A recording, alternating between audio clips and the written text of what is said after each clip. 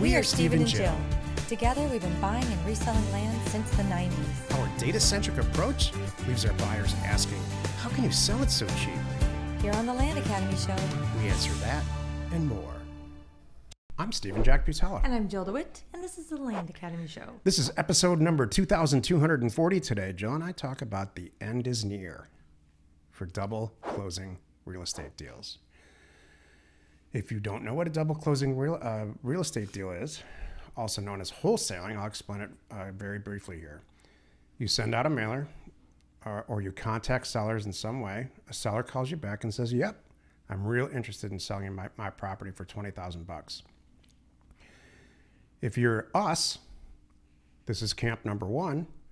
You review the property as an acquisition candidate. It was priced that way for a reason. It's all very consistent and produces very predictable and accurate results based on data. So the property comes back. I'd like to sell my property for 20 grand. I offered you 18,000. I go and review the property. I decide, yep, it's a great deal. I'm going to buy for 20 and sell for 50, let's say. Let's do the deal. I open escrow, I buy it, I find a real estate agent, and I resell it. It sounds like we're totally into the topic today. Are we going to do in the topic? Oh. Or are we just doing the intro? Each day on the show, we answer a question from our Land Academy member Discord forum and take a deep dive into land-related topics by popular request. Thank you, I'm making him hold the deep dive. So there. Hopefully that wet your whistle enough. Like, no, I really got to know. So don't worry, I'll make him go back and re-explain. Yeah. So double closing, people call it wholesaling. It never was wholesaling. I don't know how it got that term, but people just adopted it. I don't like it. Anyway, and we'll unpack that further. Okay, so the question today is from Lizette. And Lizette wrote, hi, anyone with experience flipping land with a cell tower lease on the property? Yes. Yeah, that's a good one. This is okay. So these are taken out of our Land Academy closed Discord forum where all the chats and things are going on. And I just want to say, this is one of the values of that. You know, I wish I had that resource when I was starting and learning this with you, because I'd be like, when they said, yeah, you want to sell this, there's a tower, I'd be like, what the heck do? I didn't have a group of people I could reach out to. It was you and me, and that was it. But for Lizette, she's okay. So do you want to answer what some of the people responded in there, or your experience? Well, yeah, everybody had the exact same response that I have, which is hell yes. Yeah. A cell tower lease on your property means that somebody who owned the property prior to you, a cell tower company, went to them and said, we've identified your piece of land as a great place to put a cell tower. And here's what we're willing to offer. If you allow us to do that, we're going to pay you $185 a month. If it's a more urban area, it could be $280,000 a month. It depends on what the value is or whatever. Almost always, this is an amazingly good idea. And so depending on what you need to do, Lisette, is get the agreement that's in place, because it's largely transferable. The cell tower companies it would cost them so much money to move it two doors down. So they're going to do just about anything to keep it there. So get a hold of the contract, make sure it's transferable. If you're not comfortable with this stuff like Jill and I are, get a lawyer. Hopefully get one that is really like a communications tower lawyer. Doesn't have to be in your state. And ask them to review the lease with you. Easy. Yeah, this is really not a this big is an deal. endless revenue stream for you. We have people that in our group that in Texas specifically that have bought properties like this, and they're getting $1,500 a month forever. I love these. And then when you sell it, these are all attributes. This is all a little something that makes your property a little bit better and unique. So cell tower, maybe it's being leased because there's cattle that graze on it. There's all kinds of little things that people might have in place on their property, and then they still want to sell. You're like, gosh, why is this person selling? Who knows what's going on in their world? They need the dough versus more than the $180 a month that they're getting. They need your bigger chunk. And it might be priced a little bit differently because of that. And I respect that. And I will certainly look at that and maybe make changes to my offer price based on that. I mean, how do you calculate a capitalization rate on an endless income stream or a yield to maturity. It's infinite. So That's cool. there's little to no circumstances, if any, where I would pass on this deal. I would somehow make it work, unless there's some crazy things involved. Today's topic, the end is near for double closing real estate deals. So like I was talking about earlier, I jumped the gun because I got a little excited about burning this thing down.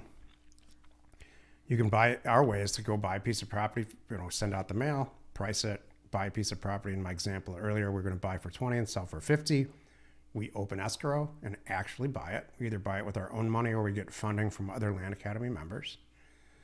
And then we go to resell it for what we think we can resell it with a real estate agent. We kind of wipe our hands of that deal because it's going to theoretically go off and close itself with a little bit of management on our part or on the part of our employees.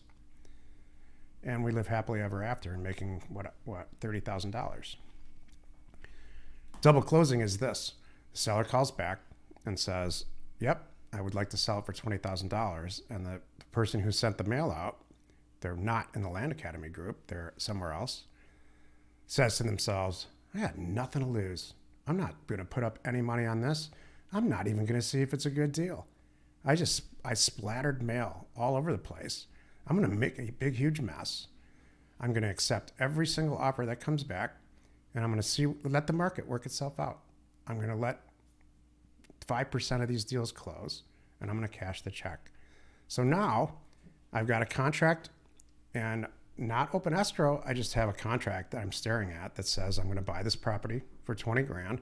And I tell the seller I need 6 months to close the deal. The seller's probably in a lot of cases going to say, okay, I guess that's normal. I don't know. I don't sell a lot of real estate. And so I go shop it. I have a predetermined list, or I got one on the internet to send it off.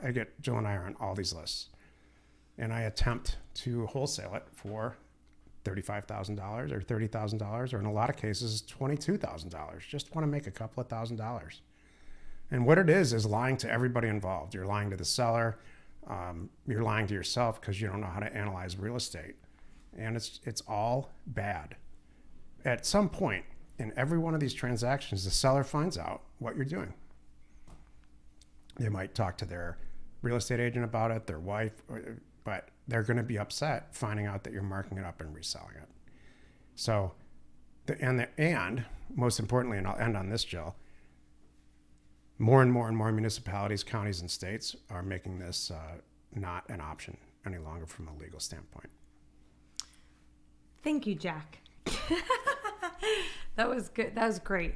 I obviously agree with you. I just word it differently and I look at it a little differently. So let me back up, and I'm going to give you my terminology on this. The only reason you're doing this is because you don't have the money or you don't believe in the deal. That's it. You send out the mail, stuff comes back, you want to buy it. I don't have the 20 grand. I'm not even sure it's worth 20. Let me do this. Let me get equitable title so I can run around and sell it so I'm legally okay. Have them sign something, like we would call it like an options agreement, something like that, where they know I'm doing this. That's the way to do it, by the way. If you really want to do this, you need to be upfront and honest and just say, I think I can make this deal work at your number. I need 6 months to try to find a buyer. It's almost and then they're going to look at you like you're a real estate agent or something. Whatever they see it is fine, but there are legalities you have to watch out for. So and then you run around and do it, and so that's back in the day. Truthfully, have I done something like this in the past? Yeah, because I was out of dough. And I was very upfront and honest with, I don't have the money right now, but I will. So I'm going to still try to work on this deal. Are you okay with this? This is what I'm going to do. As soon as I get the dough, we're buying it, kind of thing. It was a real small window. I totally believed in it. But it got misused and abused, and I don't like it. Because you get distracted, too, by the way. Any deal that I don't have really money in it, I kind of lose interest. I didn't put anything down anyway. I'm really half trying versus I bought it. My 20 grand's tied up in it. Oh, I'm trying to sell it. So there's your mindset is different with these. And then the other bigger issue is nowadays, and one of the reasons, like, we don't do it at all, we put our money where our mouth is. I don't want anyone to think that I'm representing somebody and I'm not a licensed agent. If I'm running around selling someone's property and I just have equitable title, it could be misconstrued as I'm representing them. And that is the gray area. And that's where title companies are putting their foot down. States are putting their foot down. All kinds of entities are saying, this is not okay. You're not a licensed agent. You shouldn't be trying to sell somebody's property that you don't own. When I own it, it's me. I can sell however I want for whatever price I want. I call the shots, and that stops everything right there. So, do you have any questions, or do you think that I covered the... You covered it. Okay. The net effect on the industry has been very negative because the vast majority of these deals don't go through, and everybody's upset, with the exception of the narcissist who started the property in the first place, started the transaction in the first place. What happens is they get our letter, or they get your letter as a Land Academy member, and they have a bad taste in their mouth in the whole thing. Well, let's cover that for just a second too, because here's what could happen. But the problem right now is there's a bunch of people running around making a big mess.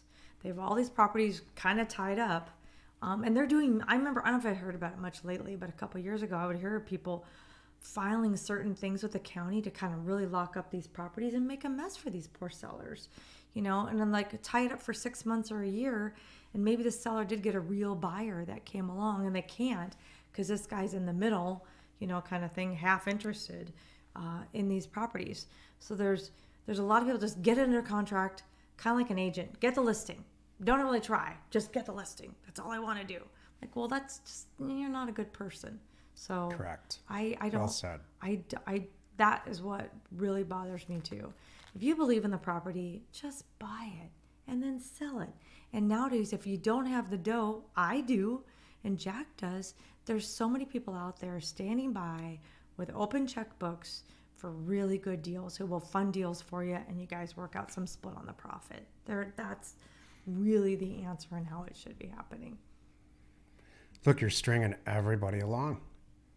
You're stringing the seller along. If you actually did open escrow, you're going to string the escrow person along. As soon as you open escrow on a real estate deal, the escrow agent asks you for all kinds of stuff.